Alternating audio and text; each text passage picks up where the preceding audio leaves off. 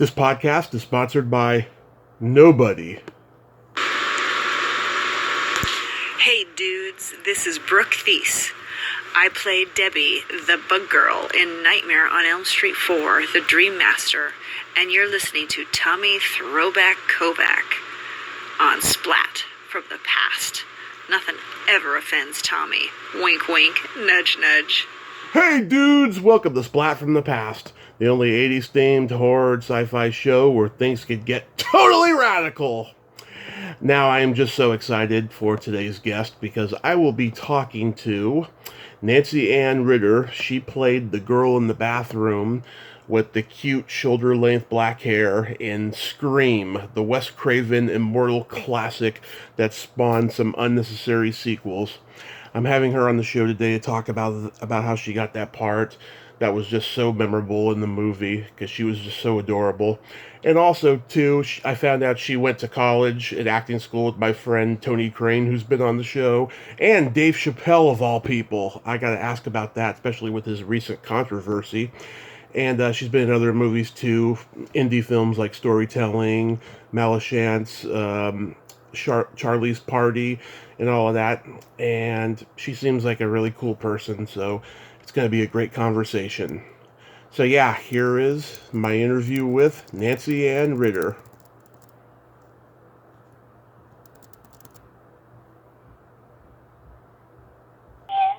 Hey Nancy Ann, welcome to the show. How are you today? Thank you. I had a quick question. Should I put you on speaker or not on speaker? You can put me on speaker if you'd like. Okay. It's nice to talk to you, Tommy. Yes, it's nice to talk to you too. This is a great honor. Thank you for taking the time today.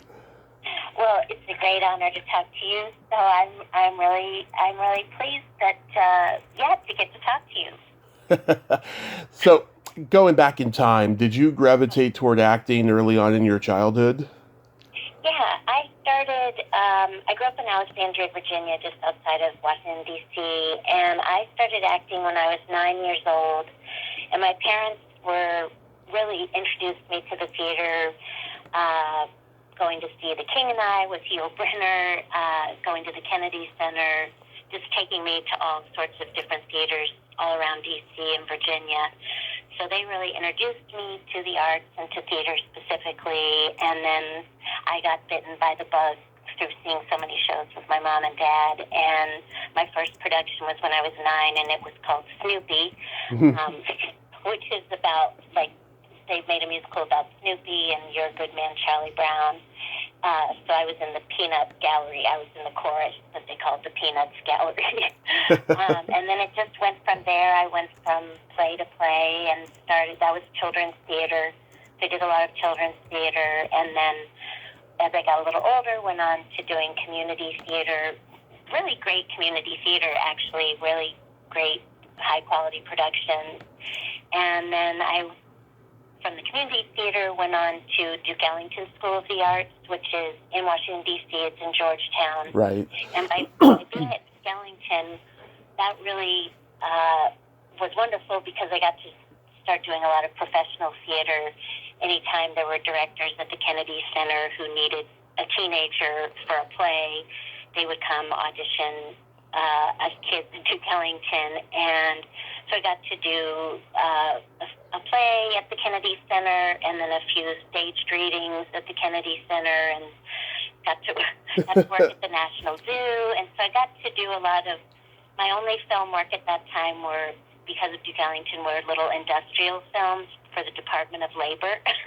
So those are actually really funny. They're on VHS tape, but I was playing a hotel maid. I was 16 playing a hotel maid for a training film, and then a sheet factory worker in a sheet metal shop. So those videotapes are pretty funny. But Scream was my first first major film to do. So prior to Scream, it was all, like I said, the children's and community theater, and then going on to do professional theater while at Duke Ellington. And then I went to Northwestern University, where Tony Crane, who you interviewed a few months ago, Tony and I were classmates and friends at Northwestern University, and I got to do, Chicago's a great theater town, so I got to do a professional show at the Court Theater, which I know Tony mentioned in his interview, and that was my senior year of college. So that was another great introduction into professional theater, and then I moved to LA when I was 22 years old. And then went from there. So I'll let you ask the question. Okay. Oh, and this is it. I want you to rein me in. So if ever I start going on many different tangents, just rein me in. That's what the previous guy did, though. But I enjoyed him. He had great stories. I know when you said that, I was like, that's why I wrote down in big Sharpie letters, make sure Tommy reins me in. So, so when you were at Duke Ellington University, it said that one of your classmates was Dave Chappelle. Yeah, Duke Ellington School of the Arts. It was our high school, and then Northwestern University with Tony Crane. Yeah, Dave. So we called him David, and still call him David. But yeah, Dave Chappelle was a good classmate, is a good friend, and was a acting classmate at Duke Ellington. And we were there from Dave, it's weird to call him Dave, but Chappelle and I were there from 1991 to 1995. So we had all 4 years together at Duke Ellington, and it was a really great, and school was 8:30 to 5, so we had academics and then our theater classes. So David really became, or I'll just say Chappelle. Chappelle became a really, a brother. It was a really small school, so everyone became like your brothers and sisters in a way, a big family. Yeah. Chappelle, it feels weird to say Chappelle too, but Chappelle and I became, or I'll just say David Chappelle, but so David Chappelle and I became really good friends just because the school days, 8:30 to 5, like I said, and then we would have, for the different productions we would do, we would have rehearsals right after school till 10 or 11, and David Chappelle and I were in a lot of productions together, and what was really fun were the showcases that we also did. We would do a different acting showcase each semester, either a Shakespeare showcase or Greek theater, and I still have all of those, all of that scene work on VHS tape, and I was telling David Chappelle, I was like, I want to transfer these from VHS, and I don't even know what the current technology is, but there's a great scene of him doing a scene playing John Proctor from The Crucible, and David's holding, the whole scene is by candlelight. Yeah. And he's a really, so these VHS tapes I just want to be able to show him. They're just so great, and because he's such a great actor and a really good dramatic actor as well. And he started doing his comedy in DC. Did you see? At age 14. Did you see his new special? I have. So I wrote that down. I was like, I know I'm going to be asked about the new special, and I don't have Netflix yet, but I can get it on my. I literally live under a rock, and so I put it down. I do want to watch his special, and I think I can get Netflix on my iPhone. It's one of the best specials I've ever seen in my life, and I don't know what the controversy is about. Well, did you say it was the best special you've seen? One of the best specials I've ever seen. Well, I just think he's a ride or die friend for me. I'll ride with him basically till the day we die. I've seen his previous specials. And I didn't have Comedy Central when the Chappelle show was on, and I was in a really bad marriage during the Chappelle show. So I'm trying to catch up with episodes of that. But David he's such an amazing guy, an amazing friend, and a lover of all people, and has a heart of gold. So I really look forward to watching the closer, so I can't comment on all the controversy. Yeah. All I can speak to is my relationship and friendship with him. And Yeah, I had a chance to. oh no, go ahead. Oh, sorry. I had a chance to see him almost in 2016. I went to the Comedy Store to try to get on at the open mic, because I did stand up for many years. And I was depressed that I couldn't get on. I watched the other guys go up, and they were fucking terrible. So me and my friend, we went to Bell's Diner down the road on Sunset, and I get a notification Dave Chappelle just got on stage. I was like, fuck, I missed out on Chappelle. Well, yeah, he's so, I can say also that with all his success, he literally is still the same David that I knew from age 14 to 18. He's still so very down to earth, still just a great supporter of all of us from Duke Ellington, and really the same. I mean, he's grown and evolved, but he's just like I remembered. I saw him most recently in 2018 at some of his shows that he did in Baltimore, and it was just, we were backstage and got to went to some parties together for the show, and then also in D.C. when he was at the Warner Theater. So he's just the same as I always remember him, and I can't say enough good. I almost get teary-eyed, but because I can't say enough good things about him. Yeah, I was reading. You were pretty good in sports. Did you grow up a tomboy? Total tomboy, and I was always. I loved it. I loved the U-Dolls. I played a lot of boy parts. Like I played Jim in To Kill a Mockingbird, the brother of Scout. Oh yeah. Looks like I had a little boy haircut. Even at my first communion, we went out for lunch after, and I was wearing a little pink dress, and the waiter was like, "What will he have?" And I'm like, "I'm in a pink dress." So I was mistaken for a boy a lot growing up, and then I also played a boy orphan in the musical Oliver. So yeah, I wore overalls almost every day to elementary school, and yeah, I started playing soccer and basketball in elementary school, and those were and tennis. My parents, my family all plays tennis, so that was all, tennis camp, soccer camp, basketball camp, and then soccer teams and basketball teams as I got a little older. So yeah, I've always loved sports and participating in sports. That's always been fun for me. And then I played all the way through 8th grade, and then when I got to Duke Ellington, because that was such an intense amount of schooling and the hours at Duke Ellington, I didn't have time to keep doing the sports, but I still love it. Yeah. Yeah, I grew up hanging out with tomboys. I mean, they rock my heart. Yeah, rock you. I get along better with women than I do with men by far. And I love that expression, "rocked my heart." I like that a lot. That's the first time I've ever used that expression. It just came out of me right now. Well, I love it. I'm going to write it down. I love it, but I will never steal it. I will always quote you. Oh, thank you. David.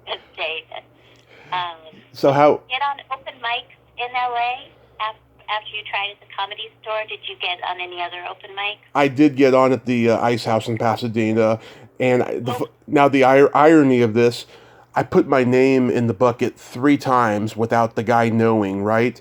And he went up on stage and did the opening, the host, and he asked me where I was from and what I did. I said, I'm from San Francisco, I'm a comedian, right? So he comes to me after he's done, and he says, since you're visiting, I'll let you on. And I was like, wow, I didn't need to put my name in the bucket 3 times. So I went on, and my humor is very 1980s, very pop culture based. It went over a lot of people's heads, but I had fun doing it. Oh yeah, totally. And I love all that 80s. Anything from the 1980s, I love. So I wish I could have been there to see it. That's okay. I got plenty of videos on YouTube. Are there some videos on YouTube? There are, yeah. Okay. Oh, cool. So how does Scream come into your life?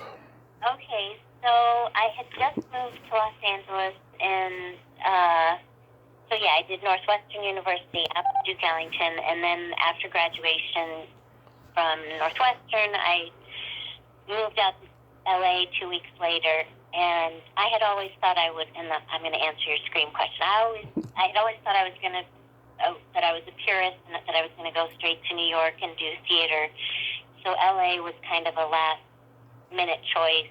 My acting teacher at Northwestern was really encouraging to try LA. So anyways, within the first few months, a good theater classmate and friend of mine, Julie Pleck, Julie and then Pleck, P-L-E-C, she was at the time Wes Craven's assistant.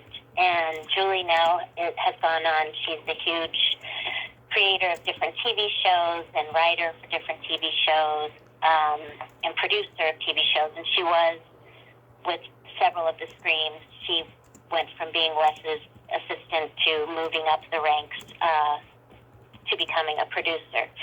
But anyway, so she called me randomly one day and she was like, "How tall are you?" And I said 5'7". And she goes, "Great."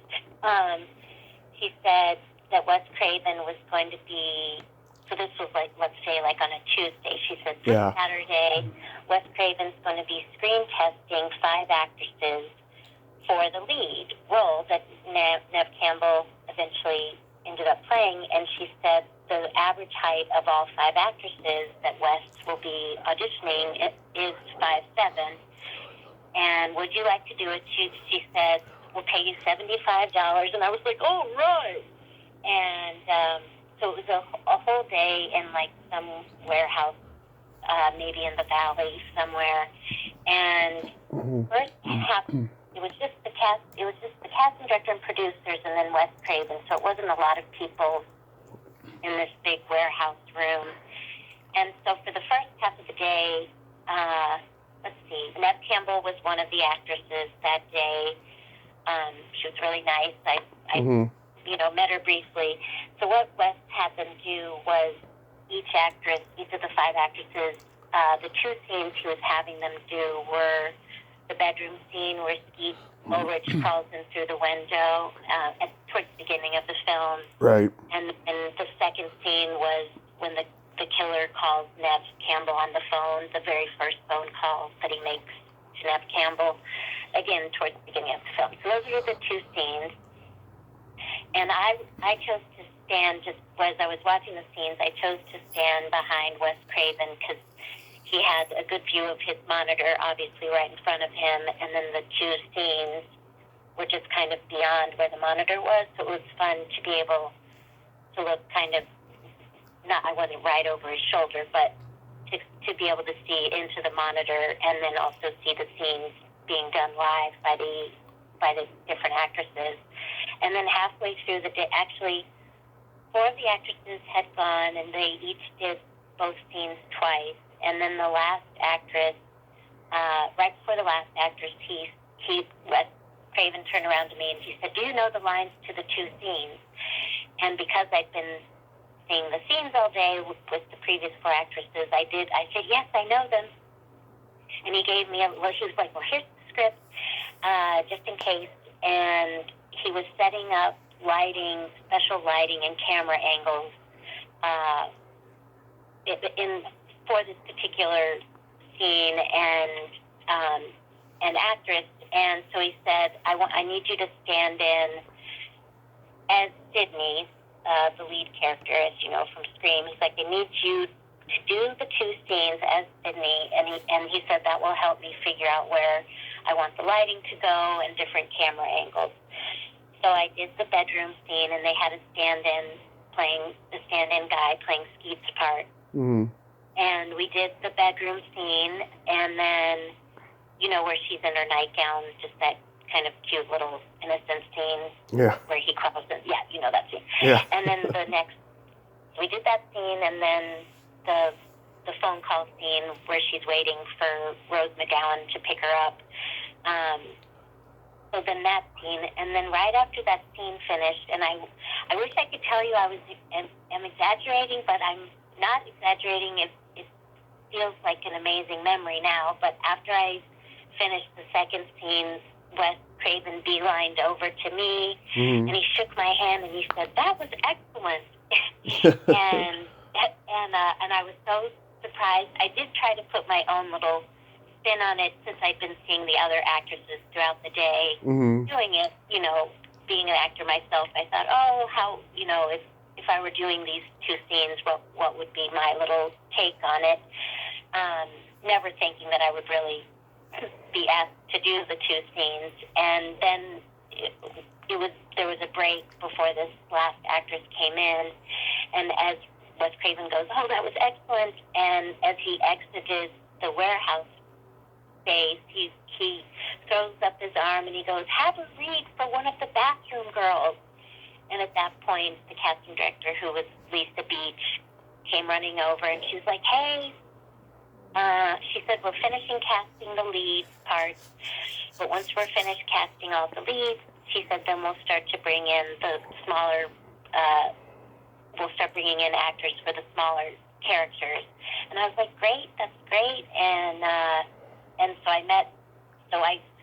so once Wes Craven kind of put the stamp of approval on me, then kind of the floodgates of that day opened. And so I'm trying to think, so Lisa Beach was there that day, the casting director, and two of the producers, Marianne Madalena and Kathy Conrad, and so not very many people from the creative team. But then it was kind of like once he gave the stamp of approval, then it was, then I, kind of became, somebody in that room. And so then not somebody like a big star, but just,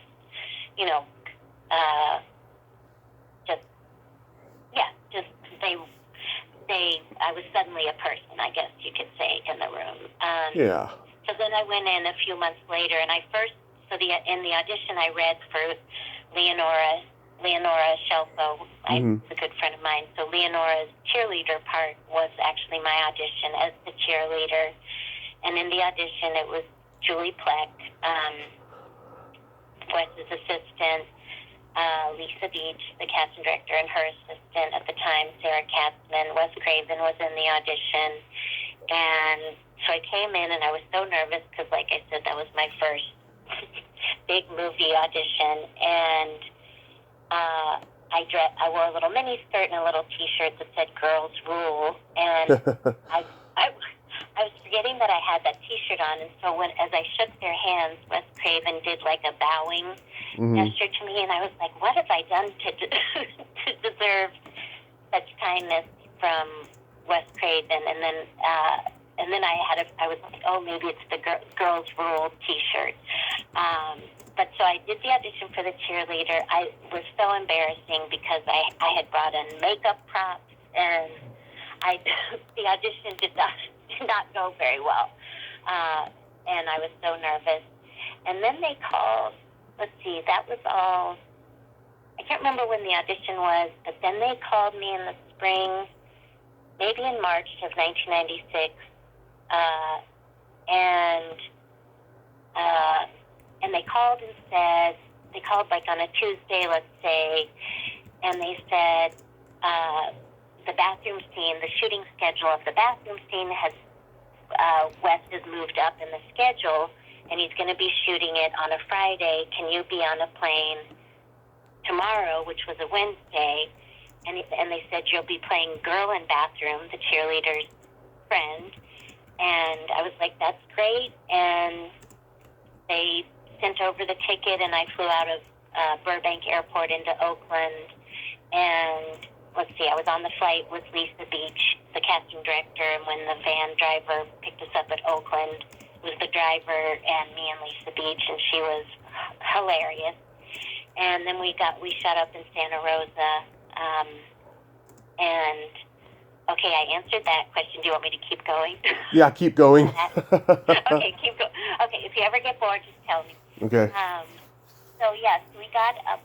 So the casting director and I got up to Santa Rosa, and we checked in. And what was funny was because I think it was a DoubleTree hotel because it's in wine country. Each little they had like different little buildings. So you were either in the Cabernet building or the Burgundy building. So all different names of wine. And so I think I was in the Cabernet building. and Lisa Beach was like right next door to me, and then Leonora. So we each had our own hotel rooms. Mm-hmm. And Lisa Beach was like, "Hey, do you want to get Leonora and go have a drink in the lounge?" And so we did that, and then Leonora and I rehearsed. We rehearsed the bathroom scene in her bathroom in her hotel room, Mm-hmm. and we used the bathtub as the bathroom stalls that we come out of. Yeah. So that's making me laugh. And then we shot the very next day, and he kept us over the weekend in case he didn't get everything he wanted with Craven, but he did Henry Winkler's death scene in the first half of the day, and then we were brought to our trailers, and then when we were brought to the set, Henry Winkler was coming out, and he had the bloody white business shirt on, and I was like, "Nice shirt." And so they were finishing up his scenes, and then when they finished with Henry Winkler, then they got us right onto the bathroom set, and they built a full high school bathroom in this warehouse space right next to Henry Winkler as the principal, right next to the principal's office. But I was amazed going into the bathroom, just all the detail. Each stall had a toilet. So just the detail, and there were sinks along the wall. So it was, everything you see in the movie is very real looking, even though it wasn't a real bathroom that functioned. And then we went from there doing the scene, and I have funny stories about the scene if you want to hear them. Okay. Okay.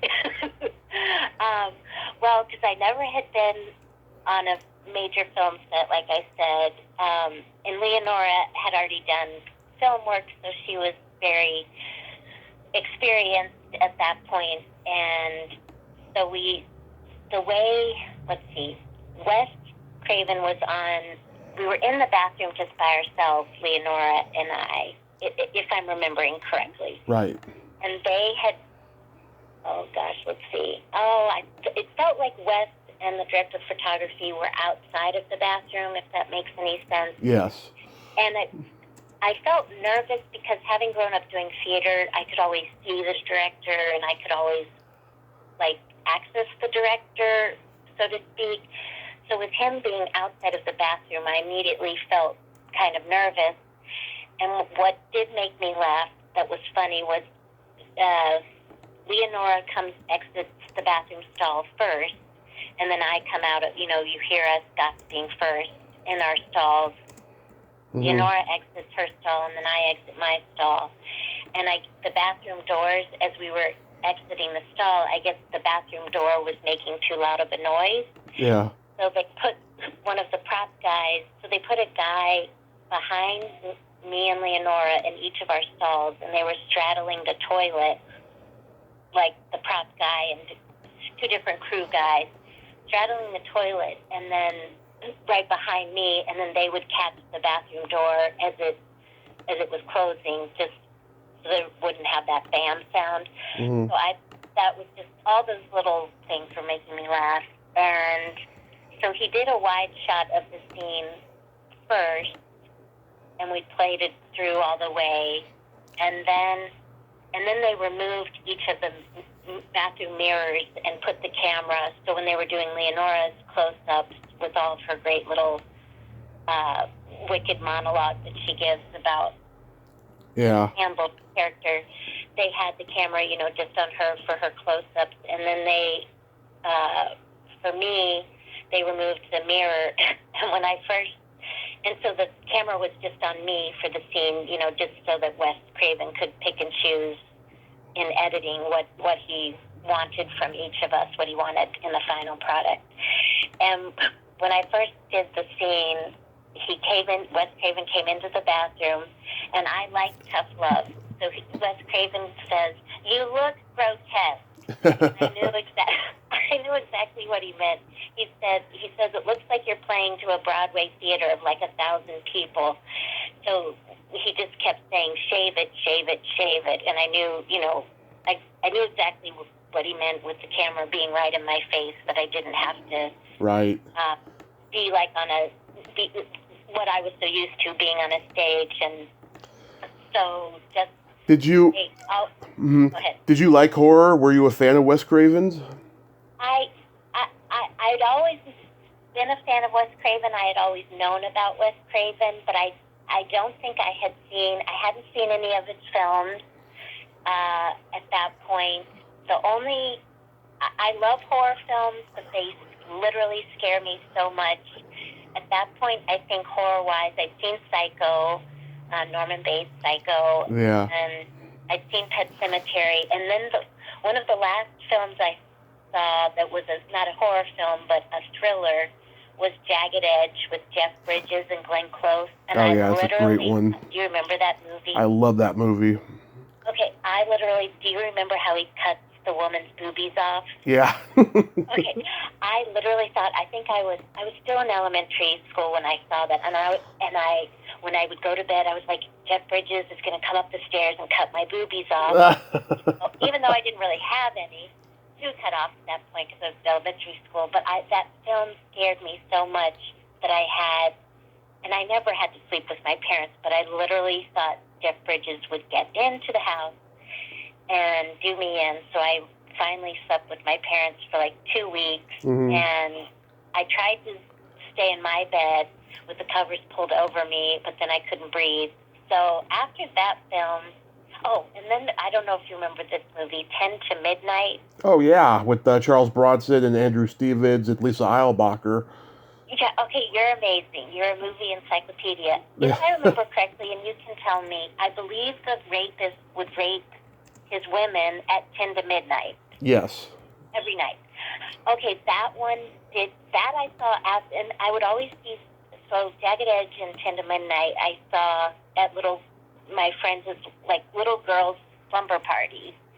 And I was like, why are we watching these movies? So that movie really did me in as far as being a scary movie. So, so my horror film viewing is pretty limited. I finally saw Halloween maybe a few years ago, the original one, and then the sequel. And I am very excited to see the current one. And I saw the one maybe in 2018 in the movie theater. So now with getting to talk to all of you horror film connoisseurs, I'm really interested in busting through my fear and going to the movie theater and seeing as many different horror films as I can. Oh, that's awesome. Yeah, I love it. Did you like the scary movies that came out, the parodies of Scream?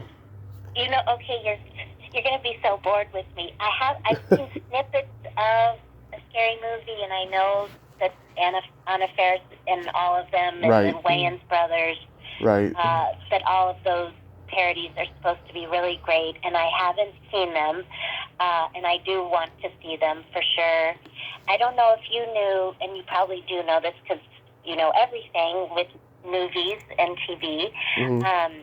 But the original title for Scream was A Scary Movie. Yes. I knew you would know that. So the script, when I got the script, it said A Scary Movie, and then from what I understand, I could be incorrect, that the Harvey and Bob Weinstein mm-hmm. preferred the title Scream, or came up with the title Scream. I could totally be wrong on who came up with the title.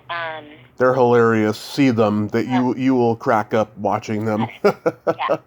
So then, from what I remember, the Wayans brothers bought the title of the film, A Scary Movie, from Kevin Williamson. Mm-hmm. What I've heard through the grapevine. I could be totally wrong. I probably shouldn't say things I'm not sure of. But that was what I understood. So I do look forward to seeing those. I just haven't seen them. I'm a big drama lover. Yeah, big Tennessee Williams. Yeah. And as far as theater, and I love my dramas and then tragic comedies. And I do love comedies. There's just so much, as you know, there's so much to see. Yeah. And I definitely have to pack it in just so I can see as much as you've seen. Yeah, I've seen everything. So after after you did that movie, like, what happens? Did you have trouble getting other roles? Because I know you did, like, storytelling and Malachance and Charlie's Party. Yeah, so my I was so when you look at my IMDb, it's quite limited, as you know. Mm-hmm. And so when I did Scream, I did. Leonora actually she was is a great friend and was so generous back then. I had a meeting with her agent at the time. I ended up getting a different film and TV and theater agent, and it wasn't until I got the agent that I got that then I started auditioning for amazing film and TV and theater. And because the film and TV was still so new to me, it took me a good number of years to kind of get comfortable with the camera. Mm-hmm. And so things didn't. So I did a McDonald's commercial. So I had a commercial agent in LA. I had a voiceover agent, and then a film agent, and theater agent. But the work that I did after Scream was actually a lot. It's embarrassing, but I did actually some USC student films, USC grad students. I did some of their films, but it's pretty limited, as you know, after Scream. And then I did do some theater work that I was really proud of in Los Angeles. Right. At the Interact Theater, which is a lot of great New York theater actors run that company, and then a play at the Odyssey Theater that I was really proud of. So there was work I was really proud of, but doesn't go on the IMDb page. And then actually when I moved to New York in 2000, and with storytelling, that was exciting because I had submitted myself just directly with a headshot and resume. It wasn't submitted through an agent, just I sent my headshot in, and the casting office from LA said, "Hey, we want to put you on tape to send to New York." And I said, "Well, I just moved to New York." And they said, "Well, even better, because the actual casting director is physically there in New York, so you wouldn't have to be put on tape." And so I had originally auditioned for Mary Lynn Raska. Yes. And in the script initially, she had that part was a really big character she played Selma Blair's roommate. And then Todd Solondz did a lot of editing and pared the script way down. But anyways, that was the part I auditioned for, and the casting director was like, "Hey," I auditioned for the casting director, and she was like, "Hey, would you come back tomorrow to read directly for Todd Solondz himself?" And I was like, "Yeah, I'd love to." And that was really exciting, just to be asked to read directly in front of him. And I didn't get the Mary Lynn Raska role, and by the way, I think she's amazing. Yeah.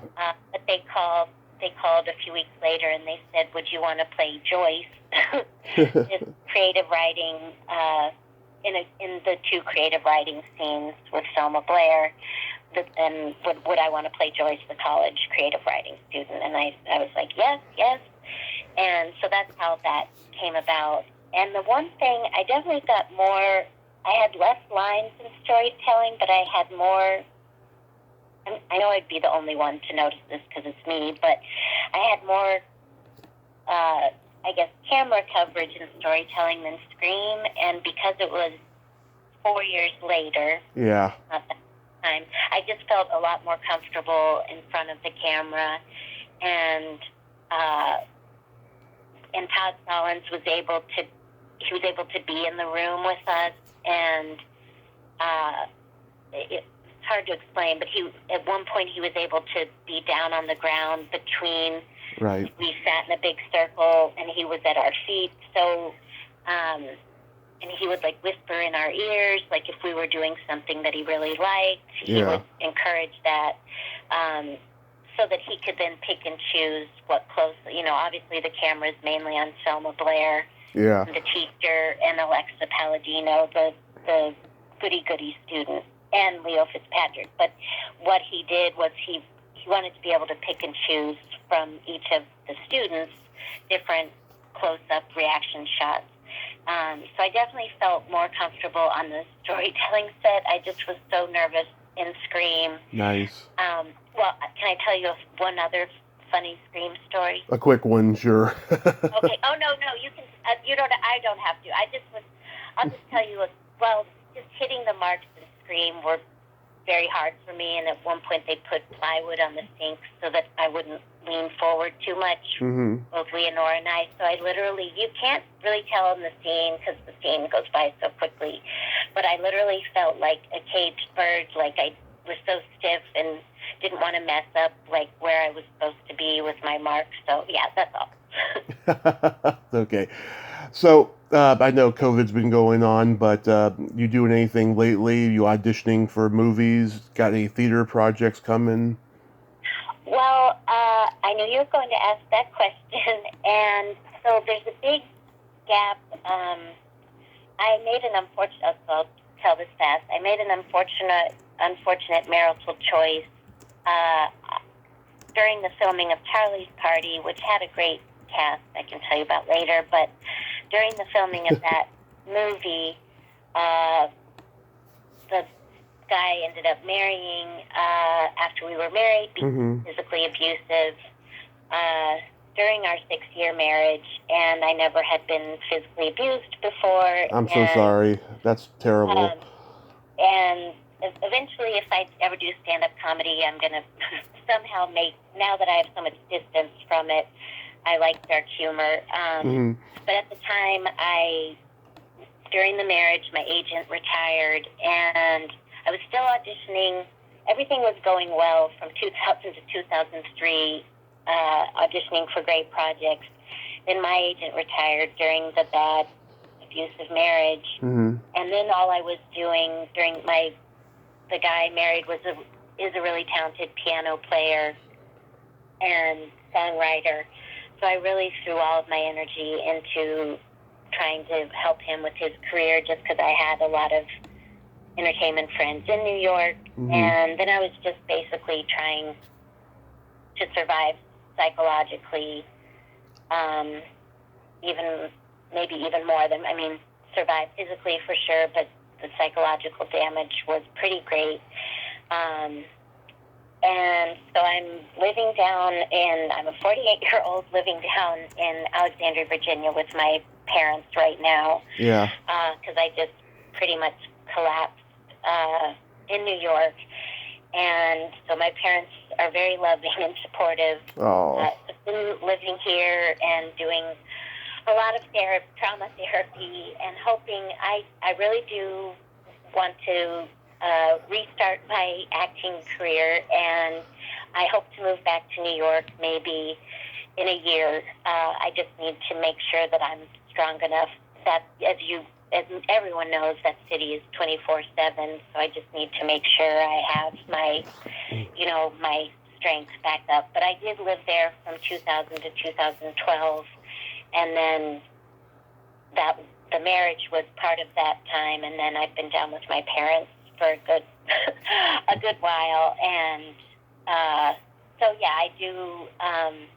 So the things right now that have been exciting were Billy Stamper, a booking manager for his company Over the Moon Appearance, reached out to me in the summer to see if I wanted to do the horror film convention. Oh yeah, awesome! I was going to ask you about that if you've done those yet.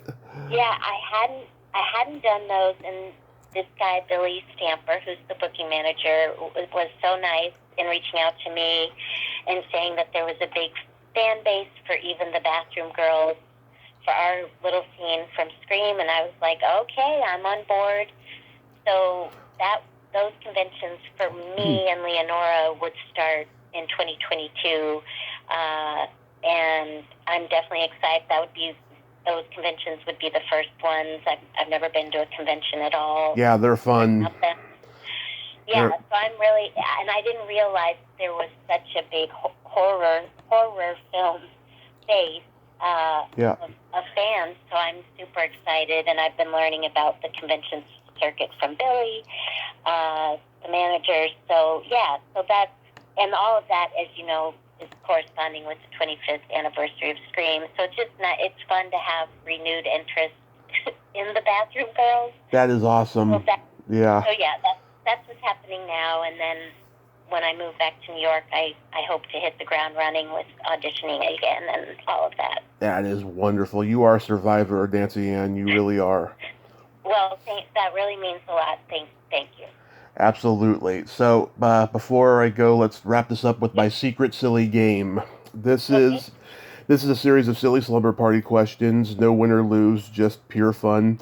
And how it works is I ask you the question, you answer it, then you ask me that exact same question, I answer it, and feel free to comment on answers. Okay, and you want me to just go with the first thing that comes to my mind? Yes. Okay. Nancy Ann, are you ticklish? Yes, I'm very ticklish. And Tommy, are you ticklish? I've been known to hit people in the groin. I'm so ticklish. Yes. My sisters used to pin me to the ground and my hands, like hold my hands together so I couldn't flail at all. So, yes. What's your favorite part of the body? It could be anything. Okay, the torso, actually. My acting teacher from Northwestern said that's where people always think that honesty and truth comes from the eyes, but he always taught us that truth comes from the torso. So that would be my favorite body part. What about you? The belly button. The belly button. That is, are you an innie or outie? I am a deep innie. Oh, yeah, me too. Nice. Yeah, I love looking at them. I collect pictures of them. I'm just a total fanatic of them. That's actually really cool. Have you made a collage of all the different belly buttons? No, it's something I keep private. Well, no, I think that's really cool, actually. Thank you. What color are your toenails painted? I've never been to, they're not painted. I've never gotten a manicure or a pedicure. I've only ever worn nail polish if a character I'm playing calls for nail polish. Mm-hmm. So that's that. I'm not a nail person. What about you? Do you have your toenails painted? They're not painted right now, but they were a couple weeks ago. They were lavender purple. Oh, I love that. And every single toe? Yes. Oh, I love that. Lavender. And did you apply it yourself? Yes. I used to get them done professionally, but I stopped because I got fungus at one point because they don't sterilize their instruments. But I do it myself now. That is amazing. My friend got fungus from the pedicure place. That's why I've been scared. That's why I've never gone. Well, one reason I've never gone. But that's so cool. You can apply it. I wish I could see the lavender purple that you use, the color. Mm-hmm. I got pictures somewhere, so maybe I can find one. Do you ever paint your fingernails? No, I'm too lazy to do that. What would you say is your best personality trait? I'm very unfiltered. My friends think I'm funny, and I'm very outgoing and very direct, and I'll just say what comes to the top of my head. David Chappelle, David thinks I'm very funny, and if I'm not trying to be funny, but just I love being around people, and being around people just gets me really excited, so then I just start jumping around like Tigger from Winnie the Pooh. What is your best personality trait? I also am unfiltered, and I have empathy. Oh, that's even nicer than what I said, empathy. That's a very good one, Tommy. Thank you. If this is too personal, it's okay. But what's your favorite place to have a quickie in? Oh, nothing's too personal for me. Nothing is off limits. So now I did not lose my virginity to age 28. So I've really only had, and I'm 48 now. So I have had limited experience, but so let me think. Oh, I guess, well, this was with my lovely husband, and I'll keep my husband my ex-husband is Australian. It's called Mutton Bird Island, and he just where tourists are, but we were in a pretty secluded place, and he just bent me over and did it doggy style. Love it. Exciting. Love it. Yeah, I mean. And what about? Oh yeah, tell me yours. I used to love to do it in the back of a movie theater. I would finger my girlfriends and stuff. Okay, yes, I do like that. I have participated in that a little bit. So yeah, and where did you put the fingers down the jeans? They were wearing dresses. Oh, they were. Oh, that's even more convenient. That's good. Yeah, because otherwise I think it would be a lot more difficult to do it with jeans. To get down. Yes. Yeah. I did it was easier for a guy. I put my hand down a guy I was dating, his jeans, and that's a little easier than a guy can't really do that to a girl in jeans as easy. Yeah. And then I'm glad we've talked about all the technical. Oh yeah. Fingering. And then my favorite question is: there a stinky smell that just makes you gag? Let me think that. I guess a toe, just to answer quickly, a toe is a bad athlete's foot smell. And What about you? Yeah, I had bad athlete's foot the last few months. That last month or so that I was in the hospital, and I got it, and I had it for a while, and then I got rid of it. It was the worst smell ever. Yeah, it's either farts or feet that I don't like. Oh yeah, any farts or feet. You should write a little TV script. Farts or feet. I know. Another guest of mine told me that should be the name of my memoir. Yes, it should. It's the alliteration of the two F's. Yes. And call it farts and feet. Or fart. Yeah, whatever. But no, it should be. It's a great little title. Yeah, any fart that smells like egg is just very astonishing and difficult for me. So I got a couple jokes for you to wrap this up. Okay. You know the difference between a golf ball and a G-spot? Golf balls. Well, I know golf balls have those little indentions. Oh gosh, you have to tell me. A man rather spend 20 minutes looking for a golf ball. Okay, I love that. That's very funny. Thank you.